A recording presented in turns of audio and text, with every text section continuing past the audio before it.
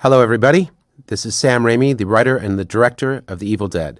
Mr. Bruce Campbell. Greetings. Pleasure to be here. This is Sam speaking, and I was in ancient history class at Michigan State University, probably 1977, and we were studying The Book of the Dead. And I thought that would make a great title for a horror picture. And that's pretty much how young filmmakers would break into the business in the late 70s, through the drive-in market. There wasn't really the Sundance Film Festival and all the American independent film festivals. But now, Sam, you had the idea now. How on earth did you get it into script form? Because we had never really seen that many Hollywood scripts. You know, what was that process? What was the writing process like? We didn't really write scripts back then. We would pretty much just get together, jot down ideas on paper, usually in an outline form, and then just go and start shooting stuff. So it was a new thing for us in college to actually work on a script. I realized that I had to write a script for it. I worked with an independent study professor. I think her name is Sheila Roberts, Dr. Sheila Roberts. And I wrote a script for my independent study project. And she helped me, she guided me. So much of what a filmmaker has to deal with is the disappointment of others when they see the work that they've created. That's the hardest thing for filmmakers like us to deal with too, because our films are pure entertainment. They just want to please the audience. When we fail, we don't have an artistic leg to stand on. We've really failed. It's hard to know what the audience is going to like ahead of time. We just basically mostly made this movie and had not shown it to that many audiences, just maybe groups of friends and things like that. But it wasn't the huge machine like they do now. And they had all kinds of reactions, horror, disgust, but a lot of laughter. I remember that show, and it wasn't going to be here in time for the show, the third print. And we didn't know what to do. And I didn't know who to ask in New York to bring that print. And no one could be bothered to we didn't have any money to accept the plane ticket to bring him to Detroit. And the only person I could think to bother was Joel Cohn's little brother, Ethan Cohn, because it wouldn't be any bother for him. He was just a statistical accountant at Macy's, basically. No one would miss him if he was gone for a day or two. And so he was kind enough to get the print from Technicolor and jump on the plane, fly it into the Redford Theater in the nick of time, and save the screening. And the funny thing is, I think there's a sense that Evil Dead was a college production. It was conceived in college, but the formation of the business entity has absolutely nothing to do with a collegiate production.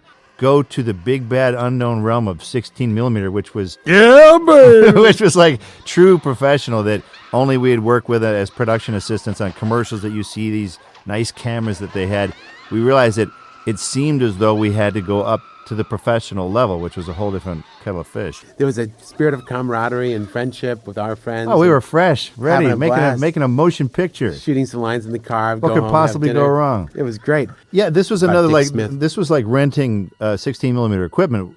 Makeup effects were a whole different level too, of us putting clown white on our face to do a Super 8 movie in high school. This was a whole different deal with moldings, castings, plaster, finding these strange materials, Cavasil, stuff that dentists used. We had to figure all that. Like, how do you find actors? Sam, we had auditions at your house, and I remember some of the women who came to audition brought their boyfriends with them, because this seemed like we were making a snuff film. Absolutely. It's very unusual and suspicious to be making a low-budget 16-millimeter film in Detroit at that time. Making any kind of film in Detroit. And now Tennessee, I have to say, guys, in that time was Tennessee. Today when you travel around, you go to the South, you see all the chains. Every city looks the same now. But I got the sense as a Northerner that we were not in the North anymore. The weird things would happen in that cabin. I was guarding the cabin one night, and I woke up, and there was a guy sitting next to me, drinking moonshine. And then I never slept in the cabin again. I always slept on that hill. As cold as it was, I slept on up in the graveyard hill. Yeah, it was less scary for me. Well, that moonshine, it was insane, because I remember we asked Gary Holt. We went, Gary, look, we're in the South. You have to get us moonshine. We don't want to know where it comes. We don't care. We got to have moonshine in a mason jar. And so he obliged us, got a jar, and we sampled it one night to great distress. That stuff, I have to say, had the weirdest taste. It didn't taste like vodka, gin, scotch. It tasted like a sweet country freedom, horrible corn mash, You could just tell that it was bad for you, but it warmed you up on a cold night because it got plenty cold. Yeah, well, those stupid heaters, why were you using that heater inside? There was no way you're supposed to be using those heaters in an enclosed location. I'm surprised we didn't get carbon monoxide poisoning. Yeah, right. And it also wrecked my shirt. One of my blue shirts was covered with Caro syrup. I put it over that stupid heater.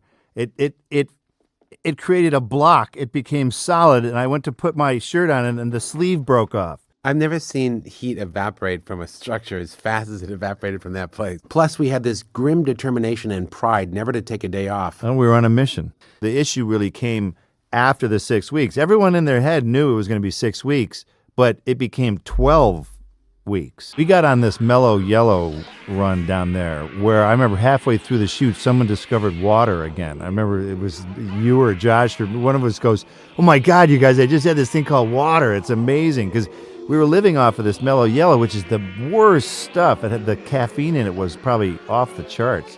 Guys, there was no latrine. That's right. And we had women in the cast. What did they do? Well, we had to, part of in order to have them possessed, Sam wanted, you wanted the white eyes. And the only way to do that was with these lenses called sclero lenses. And these are glass. This is like putting a piece of Tupperware in your eye. I think everyone got injured at some point, too. I remember my brother Don fell off a cliff. During when we were scouting or shooting somewhere. Because you sent me to Kmart. We had no sleep, and I was at Kmart saying, I need 16 6x4 2x plywood boards. And I barely got the strength to buy them and haul them onto the car and strap them up and drive them back. Well, let me tell you, that movie gave me a Vietnam-like resonance in my life. I went back home to Michigan. I slept on the floor of my room. There was a beautiful, comfortable bed. I slept on the floor of my bed for probably 2 months. And my mother was like, quick question, Bruce, why are you sleeping on the floor? And I started growing a beard, just some strange thing. I went feral when I went home. And I went, well, that's how we would have done it in Tennessee. I know that experience messed me up, too. I couldn't even speak about the horrors of the experience for weeks. I couldn't really tell anyone I've never been able to really tell anyone the depth of the hardness of that experience, the levels of exhaustion. Yeah, bringing in heinous things to film it, anywhere from Madagascar cockroaches that would hiss at you. There were little snakes, little garden snakes, just creamed corn. I mean, just all kinds of things going in and out of that basement.